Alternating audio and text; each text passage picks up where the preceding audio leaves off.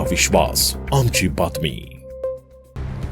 बड्या राजकीय नेते, सेलिब्रिटी आणि उद्योजकांना भविष्य सांगत विश्वासात घेणारा स्वयंघोषित ज्योतिष कॅप्टन अशोक खरात याला अखेर पोलिसांनी अटक केली असून त्याच्या विरोधात एका महिलेनं शारीरिक अत्याचाराचा गंभीर आरोप केला आहे। या प्रकरणामुळे शहरात मोठी खळबळ उडाली आहे।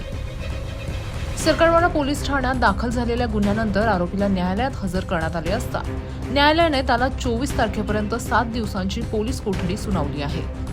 या प्रकरणाचा तपास सध्या गुन्हे शाखा युनिट 1 कडून सुरू आहे। तपासादरम्यान पोलिसांच्या हाती लागलेल्या पेनड्राईव्ह मध्ये तब्बल 58 आक्षेपार्ह व्हिडिओ आढळून आल्याची माहिती समोर आली आहे। त्यामुळे या प्रकरणाचे गांभीर्य अधिक वाढले असून आणखी पीडित समोर येण्याची शक्यता व्यक्त केली जाते। दरम्यान अशोक खरात यांच्याशी संबंधित काही व्हिडिओ देखील समोर आले आहेत। त्यामध्ये काही राजकीय व्यक्ती त्यांचे पाय धुवून पूजन करताना दिसत असल्याचं सांगितलं जात आहे। विशेष म्हणजे एका व्हिडिओत रुपाली चाकणकर आणि त्यांच्या पतीकडून पूजन केल्याचा दावा करण्यात येत आहे। 22 नोव्हेंबर 2022 रोजी मिरगाव येथील मंदिरात तत्कालीन मुख्यमंत्री एकनाथ शिंदे यांनी भेट दिल्यानंतर अशोक खरात हा पुन्हा एकदा चर्चेत आला होता। त्यानंतर अनेक बडे नेते आणि मान्यवर त्यांच्याकडे मार्गदर्शनासाठी जात असल्याचं समोर आलं होतं।